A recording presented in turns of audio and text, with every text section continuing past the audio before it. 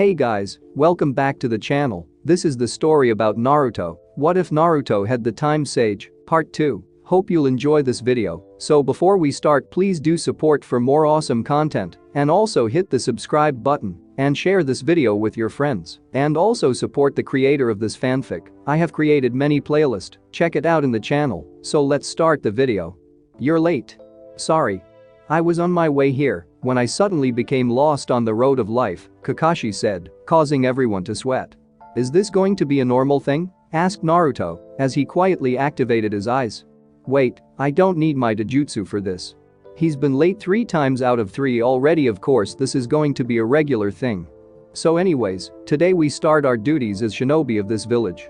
The other day, you asked me why training was so important and that you thought you did enough of it in the academy, said Kakashi. Well, I'll tell you now that a shinobi should never stop training if they hope to accomplish their goals. Therefore, we'll train for the mornings until lunch and then we'll do a mission. Sounds good? No one really had any complaints until Kakashi started them on some ridiculous team building exercises. If they thought those team building exercises were lame, just wait until the mission that awaited them. What's the distance to the target? Kakashi called out through the wireless radio. 5 meters. I'm ready anytime, called Sasuke. So am I. Me too. Okay. On my mark, go. Kakashi called out as the 3 genin dove out of their hiding place to capture their target. Gotcha! Exclaimed Naruto. Screamed the cat, which Naruto now had in a grapple. Ribbon on the left ear, are you sure this is the target, Tora? Asked Kakashi. Yeah, we're sure, replied Sasuke. Good. Lost pet Tora retrieval mission complete, said Kakashi as Naruto was busy getting his face torn up by a pair of cat claws. Minutes later, oh my cute little Tora-chan. I was so worried, squealed Madame Shinji, the wife of the fire daimyo and the owner of Tora. No wonder it ran away, thought Sakura as she witnessed the strangling of the cat at the hands of its owner. In your face, you stupid cat! Exclaimed Naruto. Good job, Team Kakashi, you are finished for today. Report back tomorrow for your mission, addressed to the Hokage. Man, that was a lame first mission. I thought being a ninja was all about saving princesses or battling other ninja, replied Naruto as they exited the room. Well, you've all gotta start somewhere, said Kakashi. Now the same place, same time tomorrow. Are we going to get a better mission tomorrow? Asked Naruto. Perhaps, said Kakashi before sunshining away. Well, that was lame. Who's up for ramen? Asked Naruto. Fine, but only if you're treating, said Sakura. Sasuke just shrugged. Oi, Shikamaru. The lazy Nara yawned before turning around to see Team 7 walking towards him. He was with Choji and a semi-reluctant Ino, who was still pouting about not being put on Sasuke's team, unlike her rival Sakura. Naruto? I see you guys made it through the test, said Shikamaru. We're going to grab ramen. Wanna join us and talk it over? Asked Naruto. Why not? Shrugged Shikamaru. Choji had no complaints with ramen or anything edible for that matter. By the time Team 7 and Team 10 arrived at Ichiraku, Sakura and Ino were practically at each other's throats arguing over who got to sit next to Sasuke. I see, so you guys had to get bells from your sensei? Said Shikamaru. I bet Sasuke-kun got a bell within seconds of the test starting, said Ino, who was still fighting with Sakura over the seating. Actually, the only one who got a bell was the dobe over there, said Sasuke as he pointed to Naruto. And I'm still wondering how. There's something more about the dobe. He said he'll tell us in time, so I'll give him a little longer before I push it some more. Wow, way to go Naruto, congratulations Choji. Yeah, and then he went ahead and traded the bell for lunch, said Sakura. That sounds like a good trade to me, replied Choji.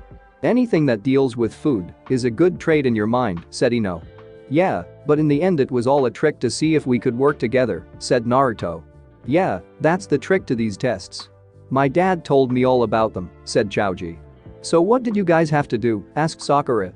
Asuma-sensei had us navigate an obstacle course that we had to work together on to complete. There's a reason the 3 of us were put together on a team, explained Shikamaru. Our families work well together, and that's what Asuma-sensei wanted to see. I see. So what sort of mission did you get? Asked Sakura. Troublesome kids, groaned Shikamaru. We were stuck babysitting a bunch of brats, sighed Ino. So you didn't get any sort of awesome mission either? Asked Naruto. I think there's something fishy about these dear anks. We were stuck catching a stupid cat. "Ouch, that must have been a complete drag," said Shikamaru. "You're late." Once again, Kakashi was 2 hours late to meet with his team. They had been together for over 2 weeks now, and every day, it was the same exact story.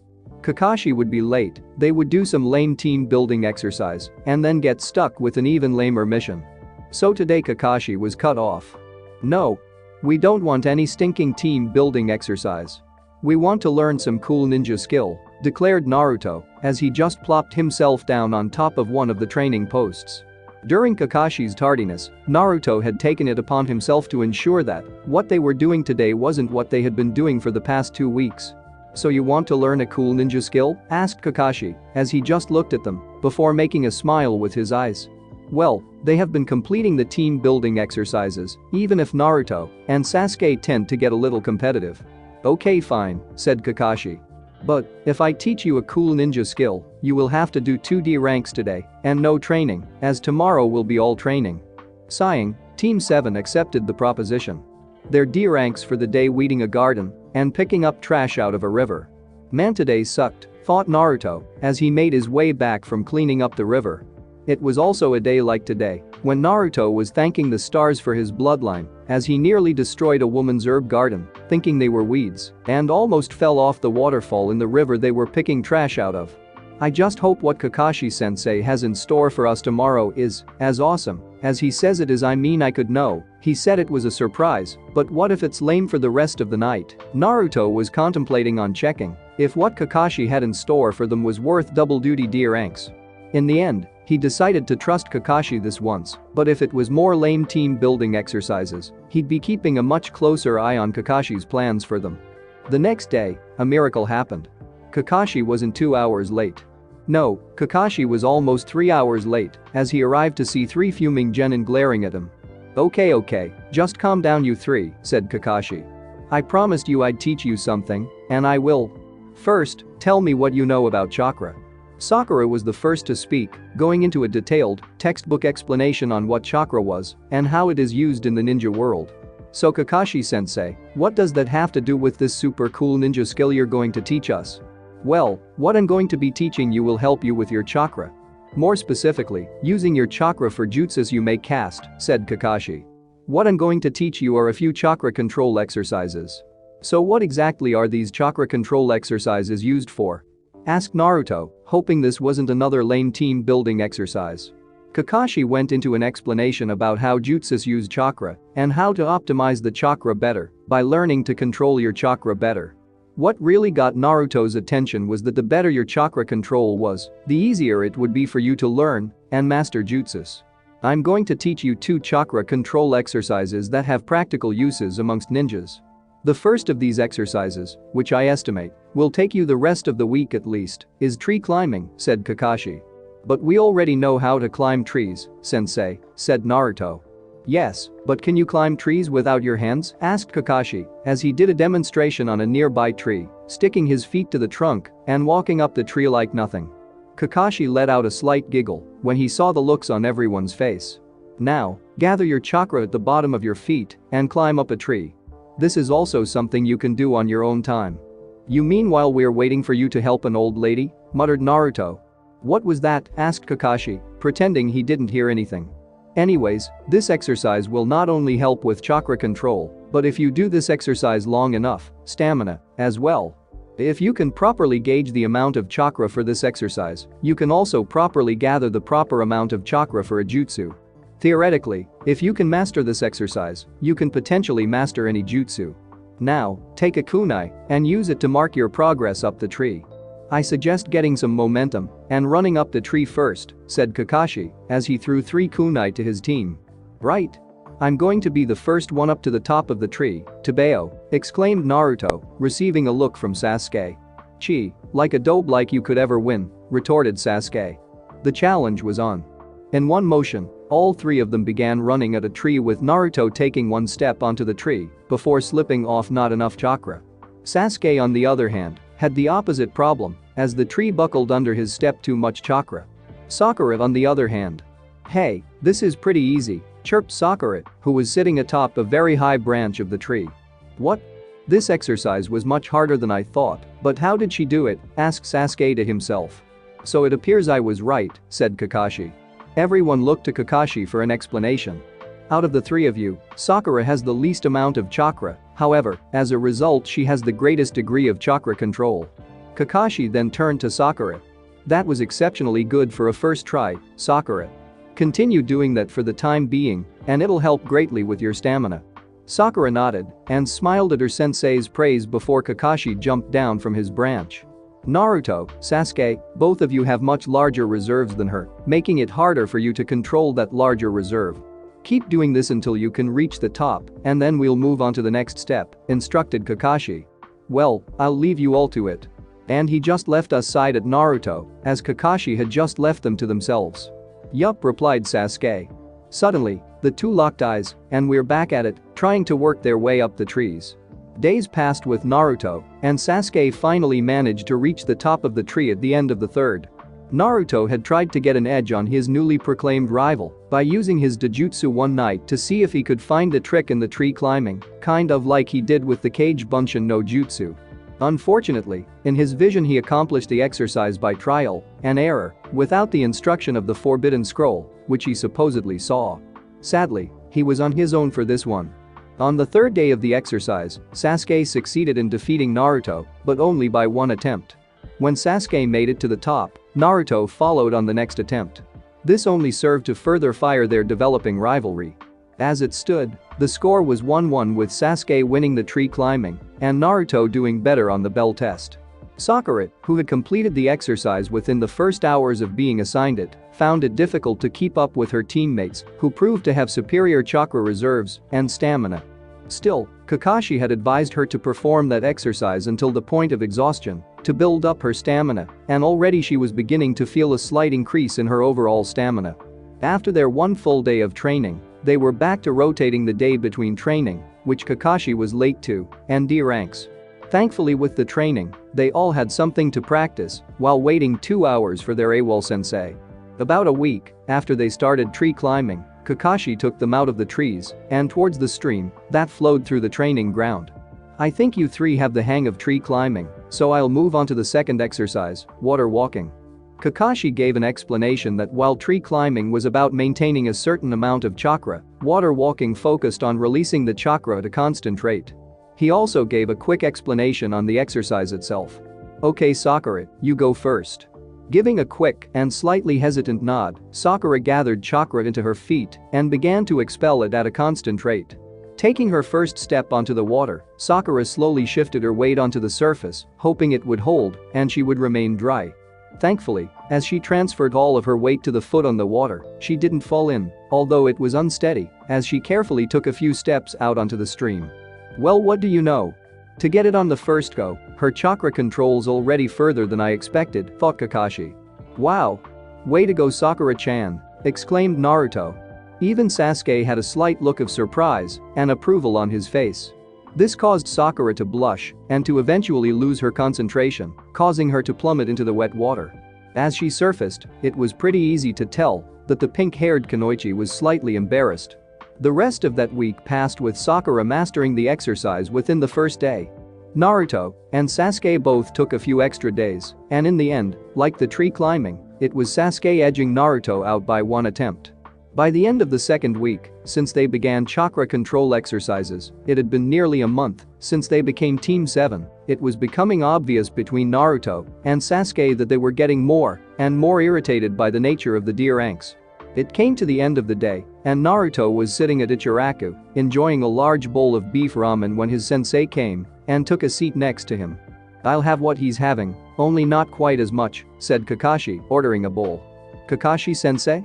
What are you doing here? Asked a confused Naruto, who still had noodles in his mouth. Yo, waved Kakashi. I was walking along, contemplating the meaning of life, when I suddenly ended up here with no recollection of what I was doing before. Normally, Naruto would have practically strangled the Jonin at his use of another ridiculous excuse, but Naruto's response was slightly different and unexpected. Well, of course you ended up here. The meaning of life is to enjoy as much ramen as possible. Kakashi actually got a small laugh out of that. Actually, I'm here to talk to you about you know what, said Kakashi, grabbing Naruto's interest. I've noticed that you haven't been using that special jutsu of yours recently. I mean, I practice it a bit at home and stuff, but when I'm with the team, I can't really activate it without worrying that Sakura-chan or team might find out," replied Naruto. "I figured as much. You're not quite sure you want to tell them yet," said Kakashi. "I do, but what Hokage Jiji told me about keeping my ability a secret," replied Naruto. "He also mentioned that you should share it with those you work closely with," replied Kakashi. "Remember? That's why it was revealed to me, although I would have liked to know before you blew up that log on me." "Hey, in my defense, a ninja's gotta have his secrets," replied Naruto. "True, but keeping secrets from your comrades, especially those you trust the most, can also have its downfalls," replied Kakashi. "Let me ask you this, do you trust him?" "Huh? What do you mean?" "Of course I trust him," replied Naruto almost instantaneously. "Sakura-chan, sure she might have not been the nicest person to me back in the academy, but during these past weeks, she's tried to help me out quite a bit with the chakra control exercises. If it wasn't for her, then I wouldn't have gotten them as fast as I could have. I know we had some rough times in the beginning, but we decided to move on. I trusted her not to do what she did on our first day as a team, and so far, she's seemed to have completely let it go. As for Sasuke, I think I might have actually figured him out. In the academy, I was always jealous of him. All everyone did was talk about how great he was, and all the girls went crazy for him, and all he did was ignore them. I just wanted an ounce of the attention he got. But these past few weeks, I've seen it too. I knew a while back that I was going to be the one teaching Sasuke. I have something that the village hopes he will awaken very soon," said Kakashi before he revealed his Sharingan to Naruto. The Sharingan, the Uchiha clan's famed jutsu. I got it as a gift from my friend, Uchiha Obito, before he passed away in the war. As it stands, I'm the only one in the village with a Sharingan. Which is why they wanted you to teach Sasuke, right? Asked Naruto. Kakashi nodded. Yes. So I've been keeping an eye on him over the past few years, and I've noticed it too. Everyone just seems to throw themselves at him, giving him little gifts and favors, hoping to mooch off the wealth and power of the Uchiha clan when Sasuke finally gets around to reviving it. However, I strongly doubt that's what Sasuke wanted. You, on the other hand, have given Sasuke exactly what he wanted, someone to compete against, someone who can push him, someone to call a rival. He's lonely. He's wanted someone to acknowledge him ever since that day. As funny as it sounds, I think I get how he's feeling. Just after hearing that his family was murdered, I remember one day that I was walking along the edge of a river when I saw him, just sitting on a dock. He looked like he could have used someone then who really understood him, and now that I think about it, I probably should have just sat down next to him, explained Naruto. I also entrusted both of them with the fact that I have some sort of secret ability, and they haven't pressed me on it yet. If Sasuke was even half the arrogant bastard I had originally thought, then he probably would have threatened me to show it. And Sakura hasn't even once pushed the subject either. In fact, you've been the one putting the most pressure on me. Sorry, but I honestly think that it's about time for you to come clean. If you do, then this would mean you can actually start practicing with it and getting used to using the future sight in combat, said Kakashi. I'm sure I might even be able to give you some pointers on how to fight when you know what's coming. Huh?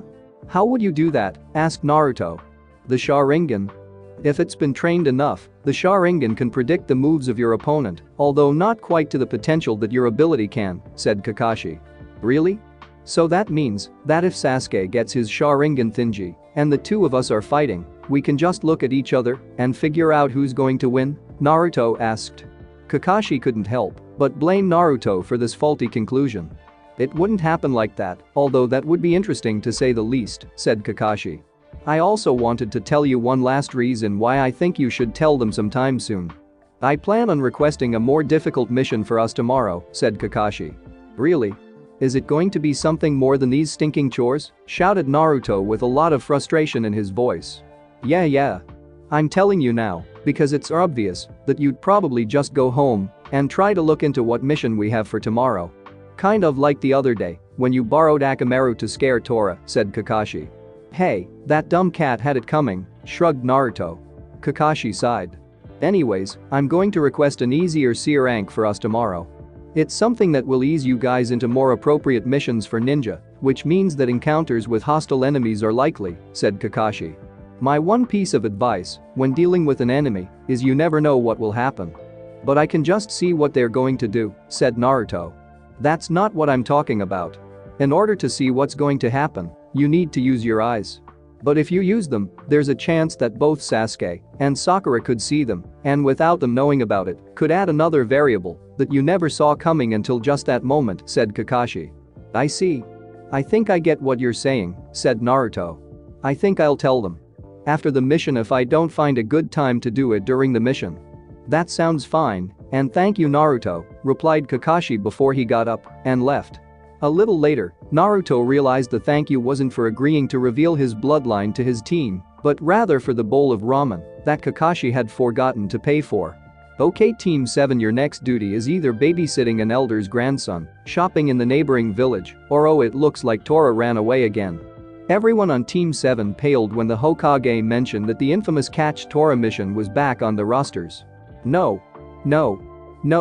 I don't want any more lame chores, declared Naruto, making an X with his arms. Hokage-sama, with all due respects, I was actually thinking that my team was ready for a slightly more difficult mission, said Kakashi, stepping forward. Sasuke's head perked up at the mention of a more difficult mission. What? But they've only been genin for maybe a month now. It's usually 4 to 6 months before a team is given a C-rank mission, argued Iruka. And in rare cases, maybe 2 months. Well, I think my team's an extremely rare case.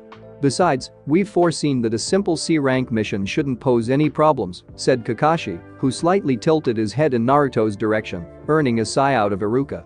Are you certain about Kakashi? Asked the Hokage. I am, replied Kakashi. I've done things solo that are much more difficult than a C rank, and should in the very rare chance that we get in over our heads, I'll be able to cover for my team. Very well, if you truly believe they are ready, I'll start you out with an easy one, said the Hokage as he sifted through scrolls on his desk.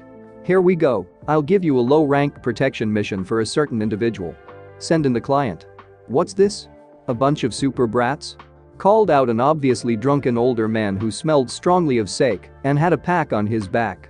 Especially the short one with the stupid-looking face. Who's the shortest one with the stupid face? Laughed Naruto. In a matter of seconds, he would regret not looking into this event earlier with his Sharingan. One angered Naruto, and a death threat later. I am the super expert bridge builder Tazuna. I expect you to provide me with super protection until I can get back to my country and complete my super bridge, exclaimed the old man. This guy's about as messed up in the head as that time guy was. He says super about as much as time said time, thought Naruto. On their way out of the mission hall, Team 7 ran into Team 8. Careful, Catch Tora is back on the roster, Naruto said to Kiba, as all of Team 8 now paled at the mentioning of that mission. I think we'll come back for our mission after lunch, said Team 8's Jounin instructor, a red-eyed kunoichi by the name of Yuhi Kurenai. Kiba and Akamaru let out a sigh of relief as they turned to exit the mission hall. All the while, the gaze of a certain young pale-eyed girl not being able to break away from the bright orange object of its desires. As everyone got outside the building, shouting could be heard from the mission hall. Yash! We will reunite poor Tora-chan with her precious owner before noon, or else I'll do 1000 push UPS, and if I cannot do those, then I will do 100 laps around Konoha. Lee. Your youthful spirit burns brightly this fine morning. Guy-sensei. Lee. Everyone. Run. Now Kakashi warned. The panicked expression on the Jonin's face was convincing enough for everyone to heed his warning. Just as everyone was at a safe distance, a powerful blast of youthful light exploded from the room as a wave of immense passion crashed through the window. Yeah, the mission hall wasn't the most ideal place for an ocean sunset. Wow, this is my first time away from the village. Exclaimed Naruto as he frantically took in the sights from just outside the massive wooden gates of Konoha. Am I really going to be safe with this brat? Asked Tazuna, only serving to irritate Naruto. About 10 minutes later, Naruto declaring that he was going to be the best ninja, Tazuna questioning Naruto's abilities, and a few death threats later, Team 7 had departed for Nami no Kuni. On the way to the wave, Kakashi gave a brief explanation of the 5 great nations and the hidden villages, also explaining how Nami, a smaller island country, didn't have a ninja village. A few hours in their travels passed with the team guarding Tazuna in a formation when just ahead of them, a small puddle came into view. That's odd. What would a puddle be doing here, especially since it hasn't rained in days, thought Kakashi. He brushed the thought to the back of his head for the moment, but looked over towards Naruto, who looked to have an almost panicked expression on his face. Upon coming upon that puddle, Naruto's Sharingan immediately activates, warning him of the dangers ahead of two ninja hiding in the puddle. Naruto immediately looked over to Kakashi, but the Jonin gave him a sign to calm down, and that. What was that? Sasuke asked himself in surprise. He had caught the blonde's change in expression followed by a momentary change in his teammate's eye. Sasuke didn't have much time to think, as two clawed ninjas wearing masks and headbands of Kurigakure with a slash mark through the headbands. In an instant, they were upon the travelers, wrapping the most experienced in the group up in chains. What? Everyone else's eyes lit up in shock at the events that had just transpired in the blink of an eye. One down. In one quick motion, the two attackers pulled on the chains, shredding Kakashi to pieces. That very moment, Naruto's Dojutsu had activated itself out of response to Naruto's troubled situation. Two down, the attacking ninjas said, before swiping at Naruto with their claws. Frozen, Naruto barely managed to move his hand to block, getting cut in the process before Sasuke could throw a kunai and shuriken to pin their chain to a nearby tree. Kicking the two attackers in the face, Sasuke sent them stumbling back before they released their chain and continued their assault at Tazuna. Sasuke had saved the day, but all Naruto had done was frozen at the sight of the attackers. No, there's no way I'm letting Sasuke team take all the fun. I can do this, Tabeo. Naruto thought to himself, stealing his resolve. There was no way he was going to freeze up like he had done in that vision. The two ninja moved in to attack Naruto, swiping at his head with their claws. Naruto ducked underneath the swipe as the claw passed overhead and Sasuke's kunai and shuriken came sailing through the air, catching the chain and pinning it to the tree. Kage Bunshin no Jutsu, exclaimed Naruto, forming a single clone that was squatting just beneath the two ninja. Sasuke kicked the back of their heads as he landed, timing his attack just perfectly with the double uppercut Naruto and his clone had delivered to the two ninjas' faces. The two ninjas stumbled backwards as Naruto stood up, joined at the side by Sasuke who just sent the blonde a smirk. Sasuke turned his attention back to their attackers, but not before taking in a quick glimpse in the change of Naruto's eyes. They weren't their normal blue and instead had a whitish-purple 12-point star in them. Both attackers rushed Naruto and Sasuke before breaking off at blurring speeds as they made their way towards their true target, the bridge builder. Naruto had seen this and moved to intercept the one closest to him. However, Sasuke didn't have the blessing of knowing what would happen, and his ninja was the one who made it through their defense. Naruto had managed to delay his attacker for just a moment, but the ninja's speed was still too great for him to deal with, and before Naruto could react, both ninja were upon the bridge builder. Sakura jumped in the way with a kunai at the ready just as the claws of the attacking ninja closed in on their target. However, before any blood could be drawn, both ninjas were knocked unconscious by Kakashi as he caught them in a headlock. Kakashi-sensei, cheered Sakura. Showed off, scoffed Sasuke. Naruto let out a sigh of relief before turning to where Kakashi had once stood, only to see a shredded log. Nice job all three of you, smiled Kakashi. And now for the questions. Naruto, what's up with your eyes? Asked Sakura in shock as she pointed to Naruto's eyes. Naruto cursed himself as he realized the Sharingan was still active. You have a Dojutsu, don't you, Dobe? Inquired Sasuke. Naruto sighed. He had been hoping to put off explaining this to his team for a bit longer, but there was no hiding it now. Before answering Sasuke's question, he turned to Kakashi. You planned this, didn't you? No. I asked for a C-rank mission. These are the demon brothers of Kurigakure no Sato. They are Chunin-level ninjas known to keep fighting no matter what, said Kakashi. On a C-rank mission, there shouldn't be any confrontation with other ninja. There's something else going on, and I intend to find out what. I'll be back in a little bit, but when I come back, you and I, Tazuna, are going to have a little chat. With that, Kakashi took the demon brothers back into the woods to have a little chat. So am I right, Dobe? Pushed Sasuke. Yeah, replied Naruto. Dojutsu? Asked Sakura, trying to think back upon the lectures from the academy. Their eye techniques, answered Sasuke. Dojutsus are typically associated with a clan, kind of like my clan was known for the Sharingan. There's also another clan, the Hyugas, that have a Dojutsu as well, the Byakugan. They're special bloodlines that give their bearers special abilities. Wait, you said your clan has this Sharingan Dojutsu? Sakura asked. Does that mean you have it? Sasuke groaned at this. Mine hasn't been activated yet. Well, maybe Naruto knows. I mean, it looks like he is active, said Sakura. They are all different. The Sharingan only shows itself under certain conditions, while the Hyuga's Byakugan awoke at a certain age, said Sasuke. Naruto's. So what is your Taijutsu anyways? I don't think I've seen that one. It's called the Sharingan. As to how it activated, I don't have the slightest clue. On the day of graduation I started having these strange visions of the future and discovered I had this bloodline, replied Naruto. Sharingan Future's Eye. Does that mean you can see into the future or something like Naruto? Asked Sakura. That's exactly what it does, replied Naruto. That actually sounds pretty useful, replied Sasuke. I wonder if he could find out when I'll awaken my Sharingan and how I do it. Is there anything else it can do? Look, I'd like to tell you, but do you think we could do it somewhere where we won't be attacked by enemy ninjas? Asked Naruto. As if on cue, screams and cries of pain came from the forest behind them. Fine, but you better tell us everything, replied Sakura. You've had it for so long, and you haven't told us about it? I'm sorry, I didn't want to keep it from you guys, but I just wasn't quite sure how to tell you, apologized to Naruto. Don't press it on you too. You'll understand why he was a little weary about revealing it when he tells you further, said Kakashi as he calmly waltzed out of the woods. Now Tazuna, we've got something to discuss. These ninjas weren't after us. Our mission was to protect you from common bandits, not ninja.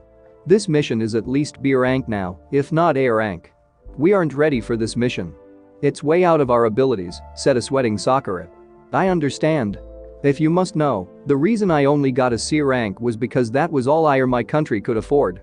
Nami no Kuni is a poor country with one big problem that started over a year ago when Geto came to our country. He promised us with wealth and prosperity, but instead took control of our island's shipping businesses. Before we knew it, he controlled the entire island, robbing us of everything we had to fuel his drug, weapons trading, and human trafficking operations. He's a criminal who will just kill anyone who opposes him.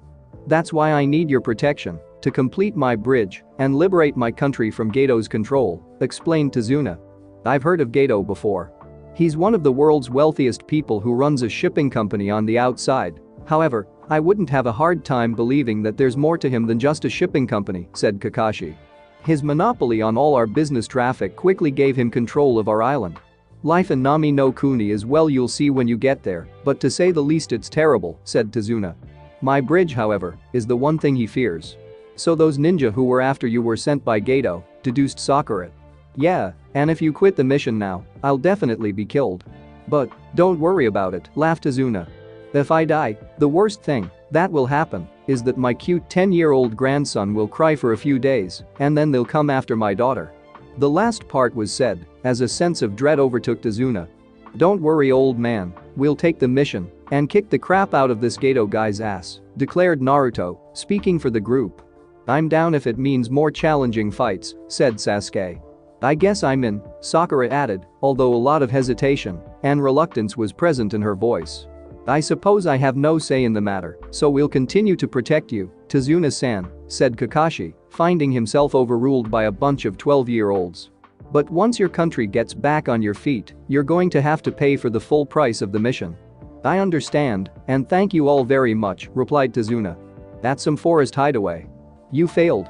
I pay you a lot of money, and all I ask is for you to kill a certain old man, yelled a frustrated man, wearing a pinstripe suit, who was also lacking in the height department. Sitting on the couch opposite of him, and the one who was forced to be subjected to the cries of the screaming man, this man wearing bandages covering the lower half of his face and a scratched-out Karigakure hit I-8, grabbed the large broadsword from his back. Stop your bitching. This time, I'll go myself with my Kubikirabacho and kill them all, said the swordsman. Are you sure? Mocked the short man. It seems the enemy has hired some skilled ninja. And with the failure of the Demon Brothers, they'll be more cautious. Who do you think I am? Asked the bandaged man. There's a reason I'm called the Demon of the Hidden Mist, Momoichi Zabuza. Wow. It's huge, exclaimed Naruto as he came within sight of the large bridge that spanned most of the gap between the island of Nami no Kuni and the mainland of Hai no Kuni. Everyone was riding upon a boat provided by a fisherman who was risking his own neck to help smuggle Tazuna and his hired ninjas back into the country. Be quiet, shouted the ferryman. Why do you think we're hiding in this mist and not using the engine? We'll be in deep trouble if Gato finds us. Tazuna, it looks like we're clear so far, but just in case I'm going to take a safer route that has vegetation, said the ferryman, earning a nod from Tazuna. Minutes later, they were dropped off at a nearby dock before the ferryman took off. Okay. Get me home safely, exclaimed Tazuna. If we get attacked again it will surely be a Jonin-level opponent, thought Kakashi before sighing. Huh, thought Naruto, as his eyes suddenly activated once again, a warning sign to all. Watch out. Get down. Kakashi shouted, dragging Tazuna and Sakura to the ground with him, Naruto and Sasuke diving to the ground themselves as a massive blade sailed over their heads, embedding itself in a nearby tree. When everyone looked up, they saw a man standing on top of the blade, another rogue ninja heard for Tazuna's head. But this guy wasn't just any rogue ninja. If it isn't Momochi Zabuza, the missing ninja from Kurigakure, said Kakashi. Just as Naruto was about to charge at the man, Kakashi held out a hand, stopping the blonde. Don't rush in carelessly. This guy is way above your level. Stay back and guard Tazuna and keep a watch ahead for me, okay? It will be a little more difficult this time around. Looks like I'm going to need this, said Kakashi as he raised his headband revealing his other eye and the Sharingan. Well, Sharingan. Kakashi grinned at Zabuza. Sharingan, thought a surprised Sasuke as Kakashi revealed the very Dojutsu he was still lacking at this point. I already got to see the famous Sharingan I'm honored with, smirked Zabuza, that is if you could see under the bandages. Tell me Kakashi, was the bingo book I kept true when it said you had copied 1000 jutsus? Copy Ninja Kakashi? Wow. Is sensei really that great, thought Sakura. How does he have Sharingan? It only manifests itself in a select few members of the Uchiha clan? Sasuke was now busy trying to answer some questions of his own. Now then, mind stepping out of the way while I kill that old man? Asked Zabuza, only to get silence and a glare from Kakashi. I see, it seems I have to beat you first. With that, Zabuza leapt off the tree and into the nearby river of water. Suiton, Kurigakure no Jutsu, water release, hidden mist jutsu. Just as Zabuza cast his jutsu, a thick blanket of mist rolled over the group of Konoha ninja. Momochi Zabuza, as a member of Kurigakure, he was a known expert in silent killing, advised Kakashi. You don't even notice until you're already dead. Keep on your guard. It's not like I can use the Sharingan perfectly. Naruto, your eyes would be more effective in this situation, but I am the one who has to face Zabuza. Keep an eye on your comrades. Suddenly, an ominous voice called out from beyond the mist. 8 choices: liver, lungs, spine, clavicle vein, neck vein, brain, kidneys, heart. Which one should I go after? All of the sudden, a wave of massive killing intent overcame all 3 genin, and Sasuke was the first one who started sweating profusely. Before he knew it, he was reaching for the knife, ready to end his own life, just to make the pressure stop. Sasuke? Kakashi shouted, breaking the young Uchiha out of his stupor. Don't worry, I'll protect you guys even if it costs me my life. I don't let my comrades die. Between us, shouted Naruto. At that very moment, Zabuza appeared in between the 3 genin and the bridge builder, but it was too late for him to make any sort of attack, as Kakashi was already on the move. Zabuza was forced to abandon his endeavor before he could even swing his massive sword, but even then Kakashi drove his kunai into Zabuza's gut. Naruto was about to open his mouth, but his eyes were seeing far enough ahead right now to know that it was not necessary, despite Zabuza coming up from behind and cleaving Kakashi in two. Just as Zabuza had done from Kakashi's kunai stab, Kakashi burst into water. Water clone? But how? In this mist? Zabuza immediately felt the cold steel edge of a kunai being pressed up against his neck. It's over, declared Kakashi. Shit. Kakashi-sensei, move, shouted Naruto. Kakashi looked behind him just in time to avoid a kick by Zabuza that would have sent him skidding into the water. Naruto let out a sigh of relief. Whew, that was close. Kakashi-sensei almost fell in the water and got caught in some weird water prison. Upon hearing this, Zabuza's eyes shot open in surprise. How the hell did that brat know what I was going to do? Thanks Naruto, thought Kakashi, realizing that he had just avoided being captured by a Suro no Jutsu, water prison. Zabuza created 2 water clones. Something weird is going on with that brat. I'm going to have to take him out, as well. His clones darted around Kakashi, who attempted to dispel them, but was forced to dodge a large sword aimed for his head instead. Naruto and Sasuke would have to deal with Zabuza's water clones, as Kakashi had his hands full with the real Zabuza. The group guarding Tazuna was forced to break apart, as the two clones. One of the clones made a break for Naruto, while the other made a go for Sakura and the bridge builder. Kaiten, Gakakyu no Jutsu. The Zabuza clone heading towards Tazuna jumped back just in time to avoid the giant fireball heading his way. So it looks like I gotta go through another brat as well, smirked Zabuza as he faced down Sasuke. Seeing the sword swipe coming, Naruto was able to dodge the large blade in time and create enough room between himself and his attacker. Kage Bunshin no Jutsu. About 24 Narutos poofed into existence and charged the Zabuza clone, practically forming a dome of orange around the missing nin. However, the attack was short-lived as Zabuza tossed all of Naruto's back, dispelling the clones and causing the original to slide back to where Sasuke was with a single swipe of his blade. Like Naruto, even Sasuke found himself overpowered as Zabuza smacked Sasuke with the blunt edge of his sword, sending the young Uchiha back and hurting in the back where he was hit. "Stupid brats, you don't deserve to be called ninja if you can't beat one of my clones," said the Zabuza clone. Kakashi looked over to see his two students struggling to fend off the Zabuza clones and knew he would have to do something to help them out. Despite the clones only being 10% as powerful as the real Zabuza, Kakashi was still beginning to doubt their abilities against this opponent. "I don't think we can beat them head-on," said Naruto. "Got any bright ideas?" asked Sasuke. "I think so." "Got something a little more widespread than your fireball?" asked Naruto, getting a nod from Sasuke. The moment Naruto pulled out a large collapsed Fuma Shuriken. Somehow, Sasuke could immediately tell what Naruto had planned.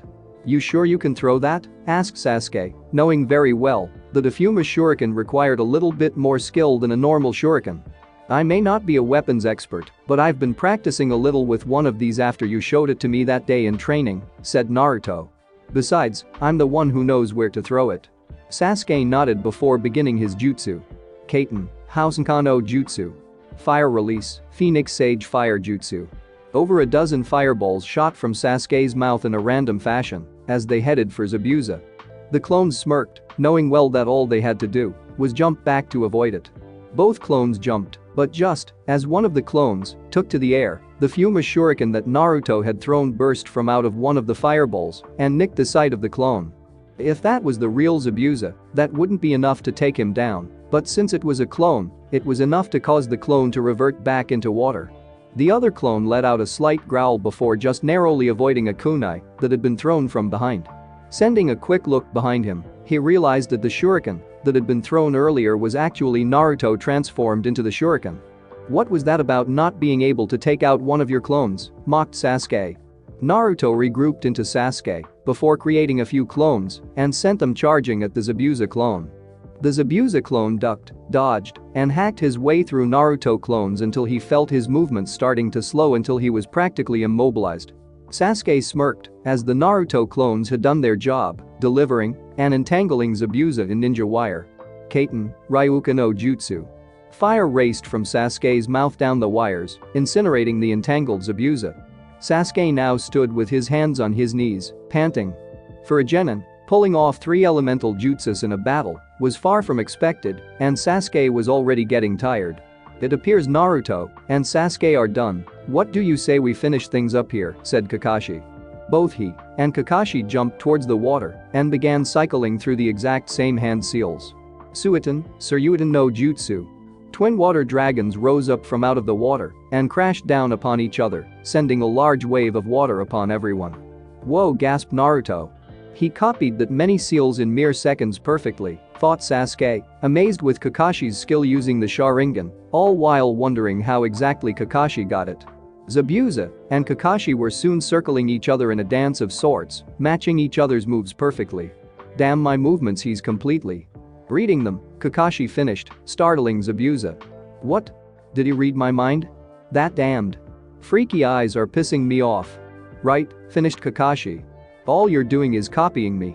You can't beat me, you monkey bastard," declared Zabuza as he began a jutsu only for Kakashi to finish the jutsu first as Zabuza stopped upon seeing an image of himself appear behind Kakashi.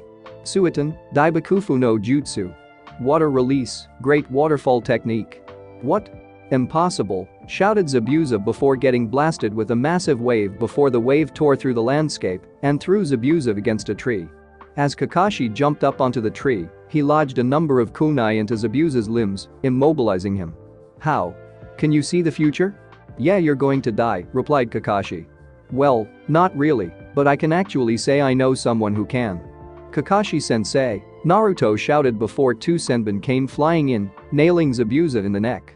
Seeing as Naruto's future sight window was only a few seconds when he wasn't focusing, or his eyes were acting on their own like they sometime did, Naruto's warning to Kakashi came with not enough time, as a pair of senbon sailed through the air and nailed Zabuza in the neck.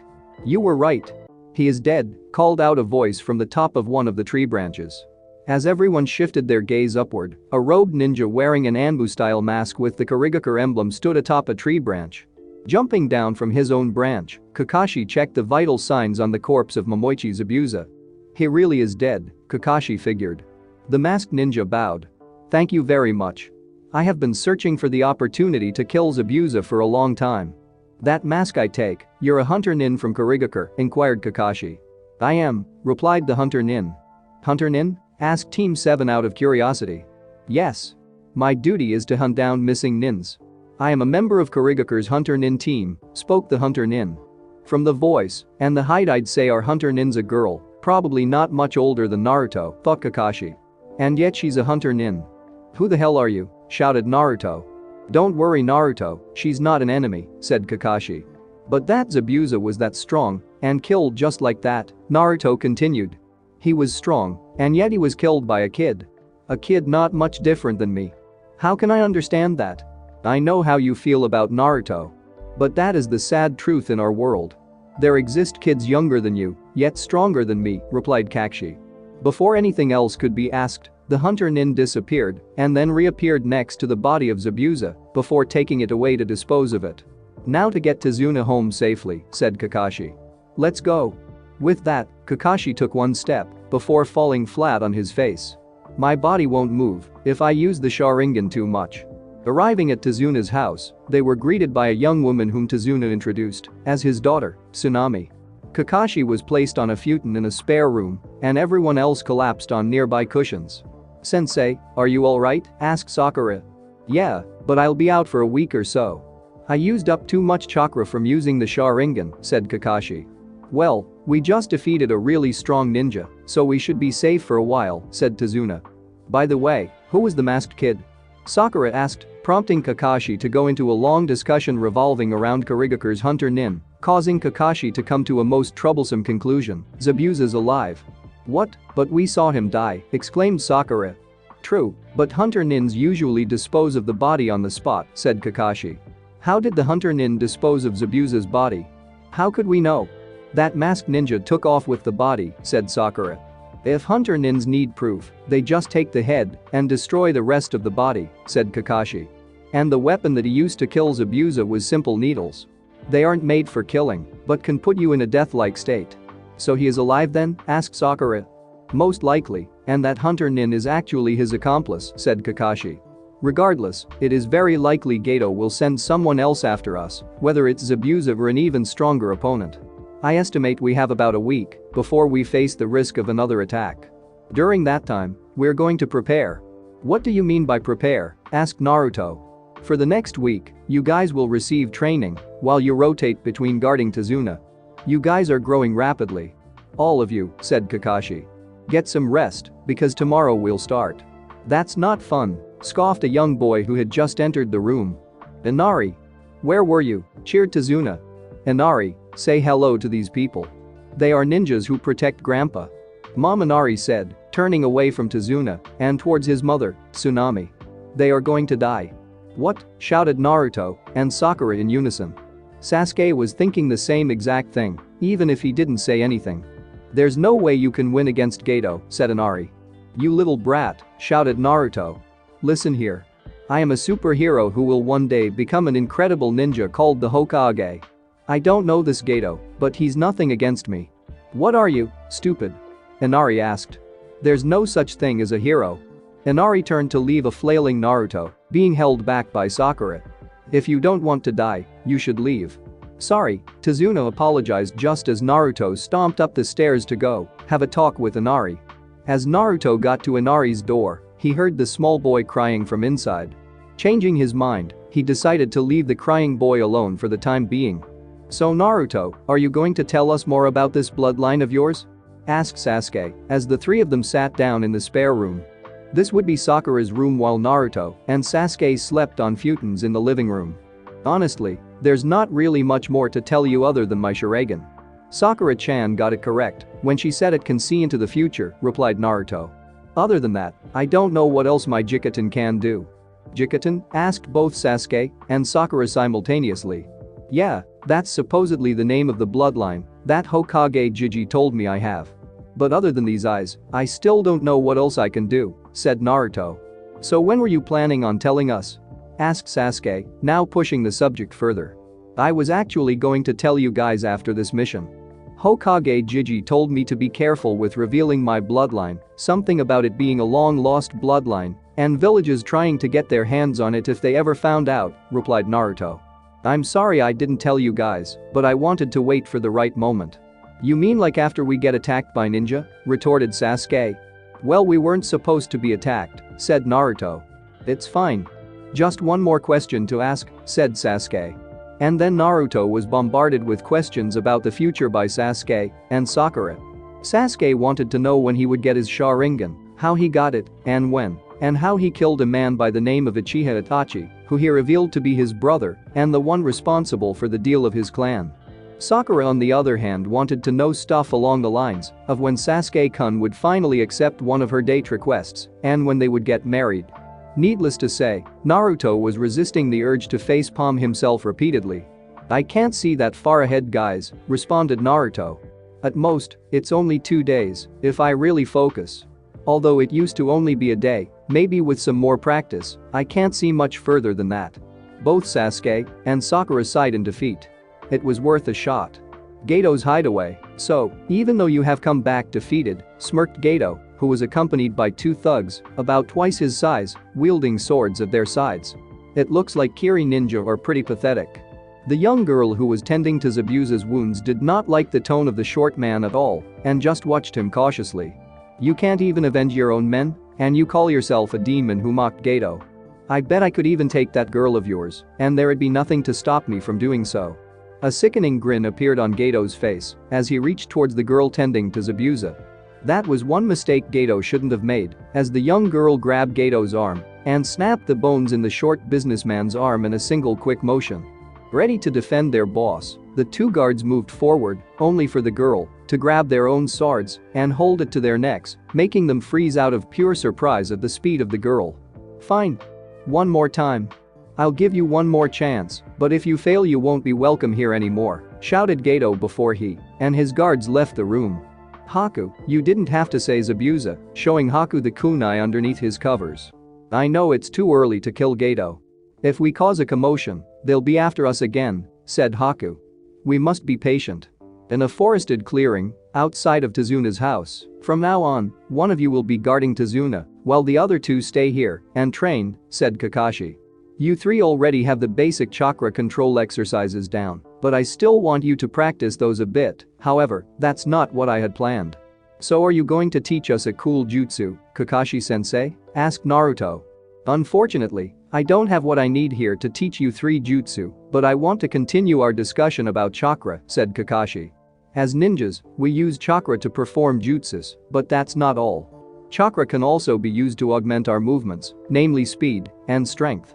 Just looking at the 3 of you, I think Naruto and Sasuke would be better at learning the speed aspect first, while Sakura learns the strength aspect. Sakura, one reason I believe strength is best for you is that it requires extremely refined chakra control, something you are naturally blessed with. The legendary Sannin, Senjutsu Tsunade, is renowned for being able to utilize precise chakra control to increase her strength to monstrous levels. It's said that she can split the earth in 2 with a single punch," explained Kakashi. "As for Naruto and Sasuke, you both have more chakra than Sakura, which will allow you to maintain higher chakra levels for longer periods of time and, as a result, sustained speeds. This is how the Shunshin no Jutsu, body flicker technique, works," said Kakashi. Sasuke, you may be familiar with this name Uchiha Shisui. Sasuke's head perked up at this. He had heard of Shunshin no Shisui. If he remembered correctly, Shisui had committed suicide one day before the massacre. Shisui was so skilled with the Shunshin that he was hailed as one of the fastest shinobi in the village and a deadly opponent on the field, said Kakashi. Sakura, why don't you guard Tazuna first, and I'll explain the basics of the Shunshin to Naruto and Sasuke. When you come back, we'll see if we can start putting that chakra control of yours to good use. For the next few hours, Kakashi worked with Naruto and Sasuke on how to apply the chakra to their legs in order to move at increased speeds. Since the Shunshin was considered a D-rank technique, Kakashi was honestly hoping that both Naruto and Sasuke would be able to use the technique by the end of the week. While the training wasn't as exciting as walking up trees or across water, it served the purpose for the technique. For this, Kakashi had his students stand a set distance away, while one dropped a rock from a standing position.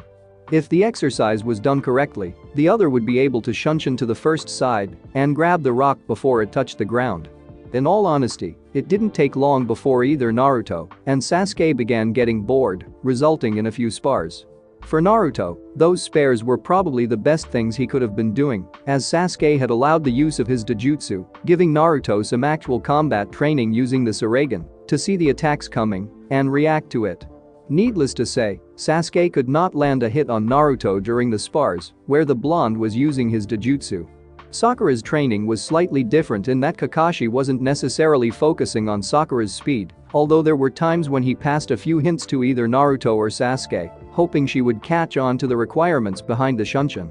Still, Kakashi saw one problem that he would have to solve at some point. Sakura could still be considered a fangirl. Unlike Naruto or Sasuke, who were in good shape from having put in quite a bit of extra training on their own times, Sakura was not doing the same. Also, whenever Sasuke was around and Naruto was guarding Tazuna, she would seem a bit distracted. Of course, she had performed her duties of protecting Tazuna during their encounters with the ninja, but for the most part, Naruto and Sasuke had done all the fighting. It was not necessarily something he wanted to do on this mission, but Kakashi knew that sooner or later, he'd have to help Sakura break out of the fangirl mentality. Sitting on a stack of wooden beams, Sakura let out a big yawn. It was her time to guard Tazuna. "Hey Tazuna," called out one of the builders. "What is Gichi?" asked Tazuna. "I've been doing a lot of thinking recently, and I'm sorry, but can I stop working on the bridge?" asked Gichi. "Why? Not you too," exclaimed Tazuna. "I'm sorry Tazuna. I want to help you, but if we continue, Gato will take notice, and if you get killed, then what's the point?" asked Gichi. "Why don't we just quit building the bridge?" "I can't do that," replied Tazuna. "This bridge, our bridge, this is the bridge we started building together believing it would bring resources into our poor country. But if we lose our lives," shouted Gichi. "It's already noon. Let's stop for today." "Gichi, you don't have to come tomorrow," said Tazuna. Sakura accompanied Tazuna through the village. What she saw opened her eyes to just how bad the situation in the wave truly was. All around, people littered the streets, looking malnourished and broken. There was one man who was wearing a sign that said "We'll take any job." There were many villagers looking for just the opportunity to steal a free meal from food stands that were already lacking in food. It was just a depressing sight to see how bad of shape the village was in. As Tazuna and Sakura exited the store, Sakura felt someone's hand brush against her behind, going for the satchel she had around her shoulder. Still, the slight brush was enough to send Sakura's female intuition into overdrive as she turned around to see a man trying to pickpocket her or feel her up. "Pervert," the pink-haired genin shouted before slamming her fist into the pervert's face and sending him skidding through the street until he crashed into a pile of crates. That training Kakashi had been giving her on using chakra to augment her strength was already paying off. "What's going on in this city?" asked Sakura moments before she felt another tug on her ass and was about to clobber another pervert trying to feel her up when she stopped, realizing that it was a skinny and starving child. Much to the child's delight, Sakura dumped a handful of candy into the kid's hands. "All the adults have lost hope," said Tazuna, answering Sakura's question from earlier. "This is why we need the bridge. It's a symbol of courage this village desperately needs. We need the people to lose their fears and stand up for themselves. If that bridge can be completed, then hope will return to this land." After a hard day of training, with the record now standing at 5-4 in Naruto's favor. As a result of the spars they had over the day, Naruto and Sasuke were engaged in one more competition for the day. "More please," shouted both of them, handing Tsunami their bowl only for them to nearly throw up. As a result of overeating, they were just one step closer to becoming an Akamichi. After reprimanding the two hogs, Sakura walked over to view a torn photo on the wall that Inari was staring at earlier. Tazuna began to explain about the missing person before Inari stood up from the table and walked away, slamming his bedroom door. After some yelling from Tsunami, they explained that the man missing was Tsunami's husband, Kaiza, who Inari looked at as a father despite not being blood-related. However, the mood quickly grew darker as it was revealed that Kaiza was murdered by Gato for standing up to the tyrant. It was then that Nami lost their last hero and their spirits broke. "Naruto, where are you going?" asked Sakura as Naruto wearily got up from his chair. "I'm going to prove that heroes do exist. This country will have a brighter future, I guarantee that," declared Naruto as he briefly flashed his Sharingan. The following morning came with Naruto being awoken to the sun's rays. He had fallen asleep in the middle of a clearing within the forest, training himself to the brink of total exhaustion. However, he wasn't alone. Nearby, a young girl, perhaps a year or two older than Naruto, was walking through a patch of field that was rich in medical herbs when she noticed an orange bundle on the ground. The first thing that caught her eye was the headband on the boy Konoha. "He's one of the ninjas that Zabuza-sama fought," thought Haku before reaching and shook Naruto on the shoulder, waking him. The very moment Naruto felt a hand on his shoulder, his Sharingan went on overdrive, filling his head with visions. The day had come, the day where Zabuza and his accomplice had come to finish their job. Naruto's vision focused primarily on Zabuza's accomplice. Sasuke was the one who engaged the masked ninja, and they quickly locked grips before the masked attacker made a single hand seal and the water around Sasuke rose up, forming into 1,000 sharp water needles. Sasuke managed to dodge the attack thanks to the increase in speed he had picked up over the week of training. But it was then that things went downhill as the masked attacker unleashed their true power, forming a dome of ice mirrors surrounding Sasuke.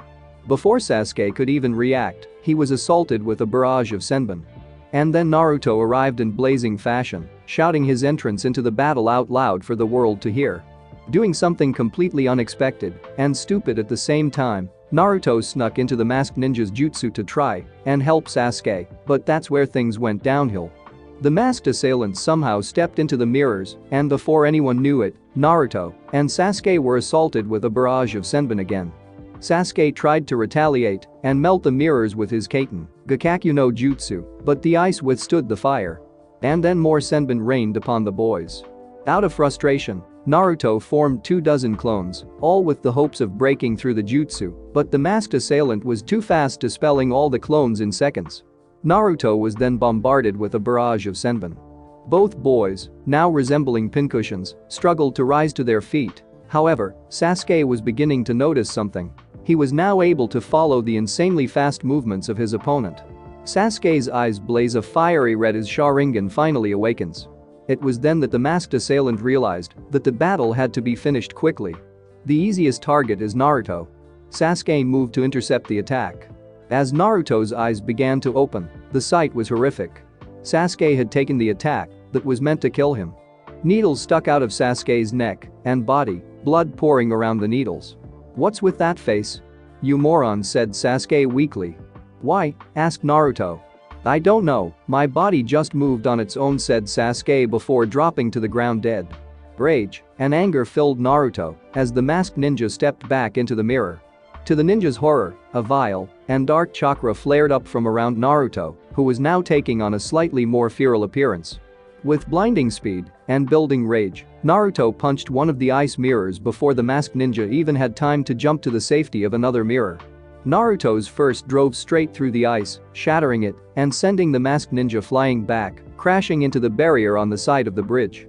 As Naruto readied himself for another attack, the mask began to shatter and fall off, revealing the same girl he had met a day or two ago in the forest. And the same girl he was looking at this very moment. The vision continued for just a little bit longer. Naruto's punch immediately stopped upon seeing the identity of the masked ninja, and the hatred and anger left his system. "Why did you stop?" asked the girl. "I killed you, precious friend, yet you can't kill me?" Looking over at Sasuke's corpse, Naruto managed a punch, but it was nowhere near as powerful as before. There are people who make this mistake, not killing their enemy, because of pity, letting them leave with just their lives, spoke the girl. Can you understand? Not having a dream, not being needed by someone, the pain of simply living? Naruto could in fact understand. What are you trying to say? Asked Naruto. Zabuza has no need for a weak shinobi. You have taken away my reason for existing, spoke the girl. Why? Why for a guy like that? He's a bad guy who takes money from a criminal, shouted Naruto.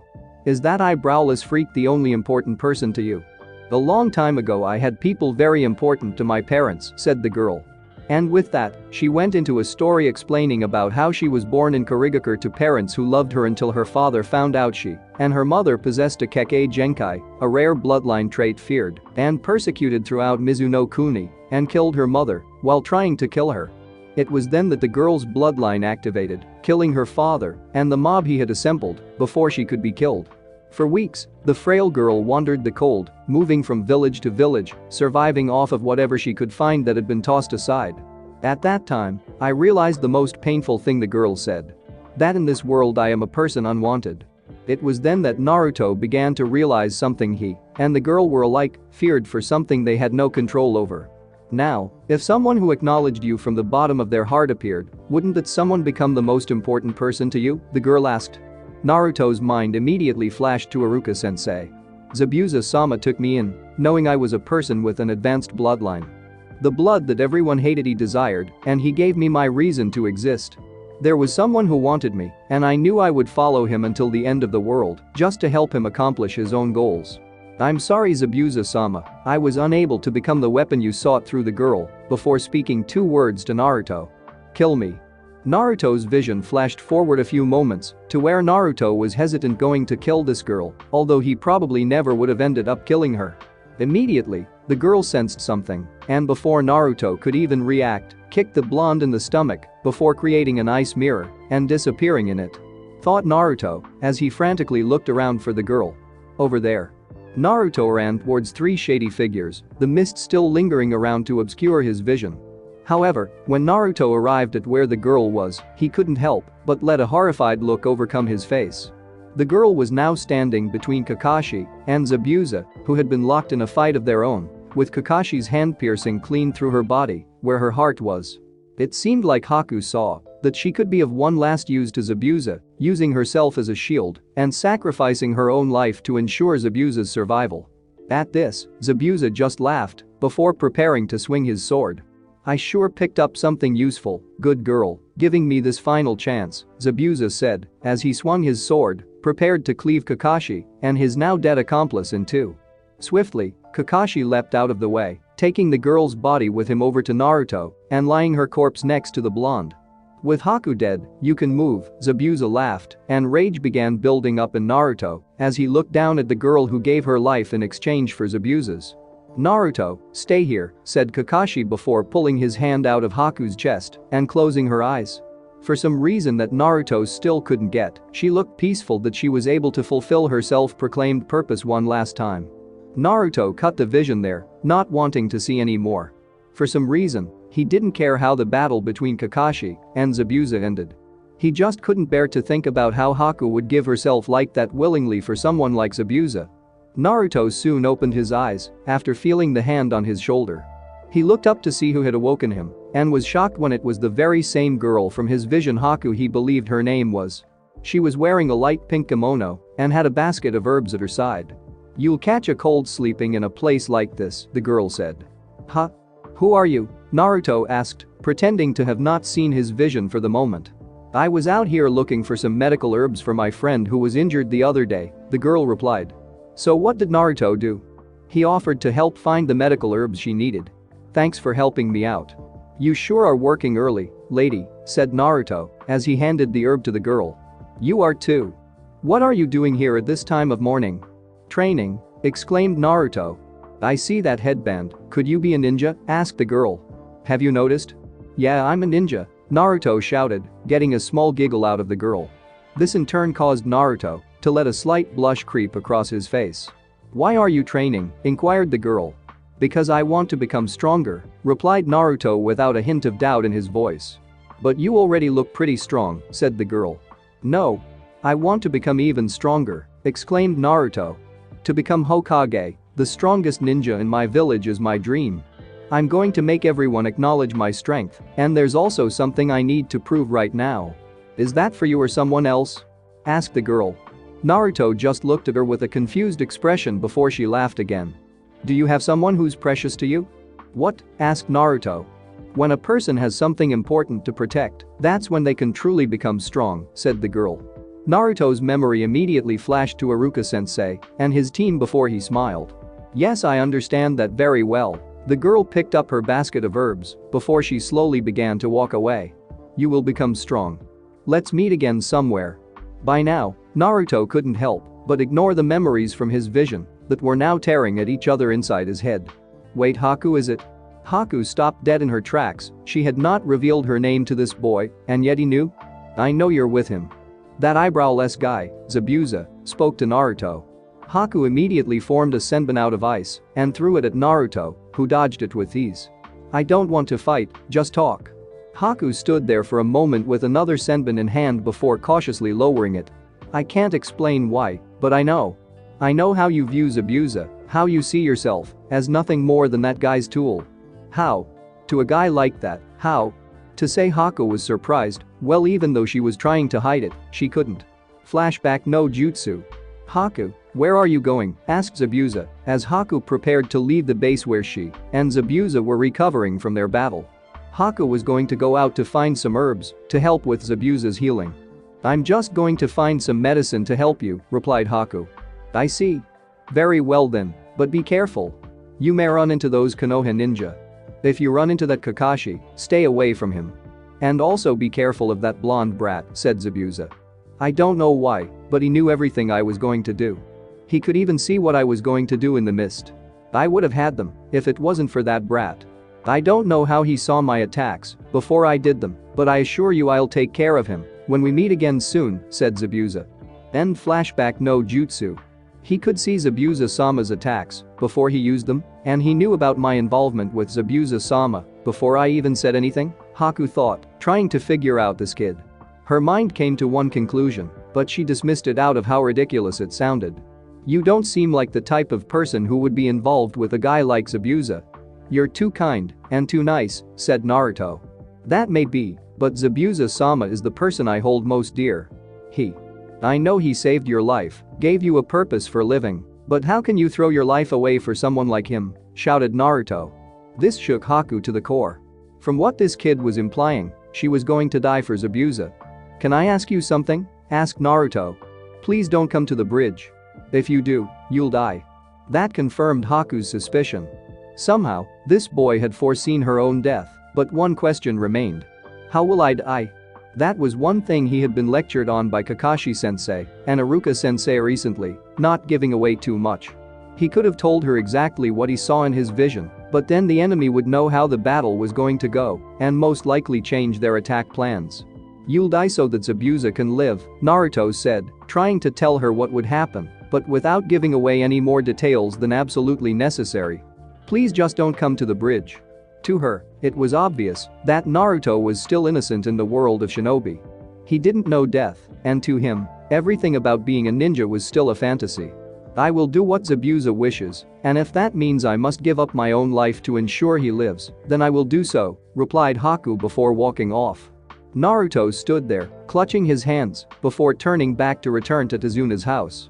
However, before Naruto could leave the clearing, Sasuke approached him, and before they knew it, they were training once again. It was late in the evening when, and with the aid of each other, Naruto and Sasuke hobbled back to Tezuna's house. The two plopped themselves down at the dinner table as a tsunami set some food and water in front of them, which disappeared within seconds. You two look worn out, chuckled Tezuna. I'm also worn out from today's work. At this rate, it will only be a matter of days before the bridge is done.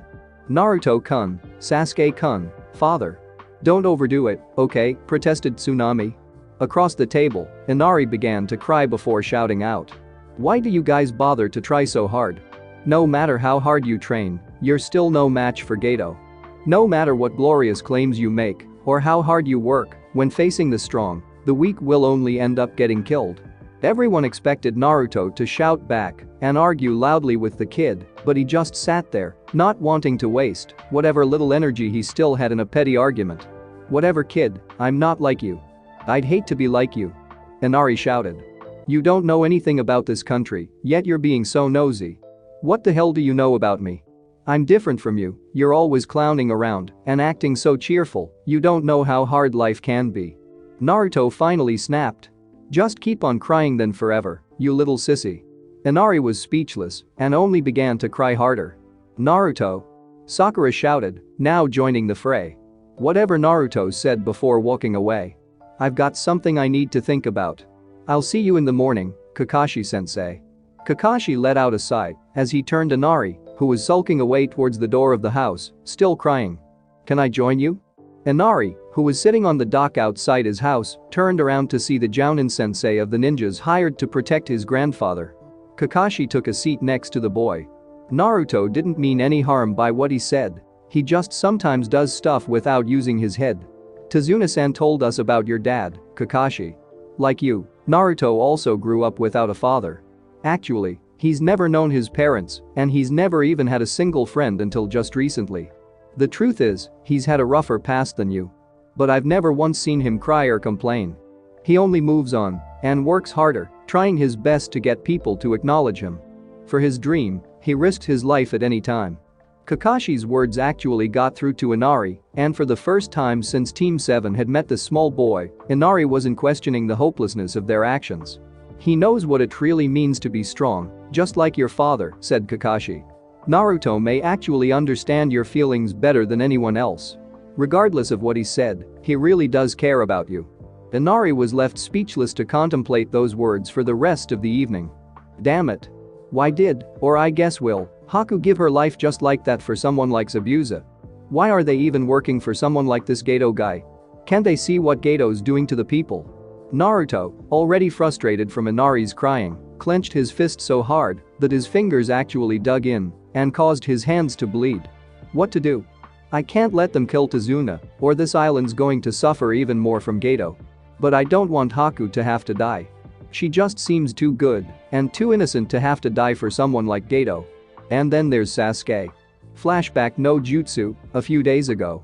"Naruto," Sasuke called out as he walked over to Naruto one time as the two of them were training. "Can I ask you something?" "Huh?"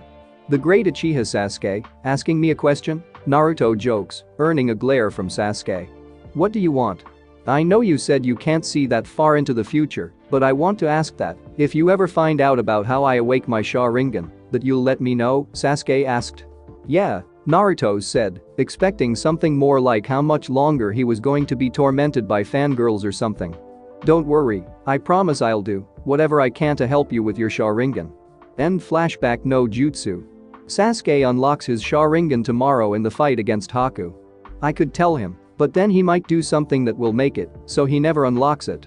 Plus despite how much he hated Sasuke back in the academy for all the attention everyone would pay him, Naruto had begun to develop a growing amount of respect for his teammate, and the last thing he wanted was for Sasuke to die.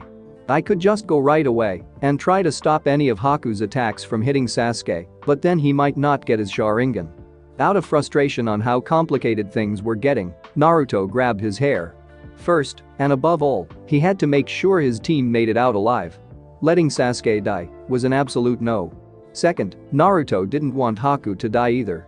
She seemed too innocent, and if Naruto could just somehow break that I'm nothing more than a tool thought that Zabuza shoved into her head, then perhaps she could see that there's more to living than just serving someone who works for a bastard like Geto. Third, there was Sasuke's Sharingan. He had promised Sasuke to help him with his Sharingan, and now that he knew Sasuke was going to unlock it battling Haku, he couldn't just shrug it off now, and if Sasuke ever found out, the Uchiha would be pissed. Plus Naruto wasn't going to start breaking promises now. And lastly, there was Geto. If there was anyone who had to die, it was Geto. While in thought, Naruto found himself slipping from consciousness, like he had when he was first learning to activate his Dojutsu. Unknown tower in some fantasy universe, Naruto awoke to find himself in a familiar, yet no less surprising place. He was now on top of the massive tower where he had first met Time over a month ago. The blonde looked around until he saw the long blue cloak of Time looking over the edge of the tower. Like last time, Naruto couldn't make out any features of the specter with the exception of his long beard. Naruto was about to inquire why he was here, but Time stopped him. "I know what you've been thinking about during your time to yourself," spoke Time. "You wonder why you're here? Well, I brought you here this time to give you a warning." "Warning?" Naruto asked.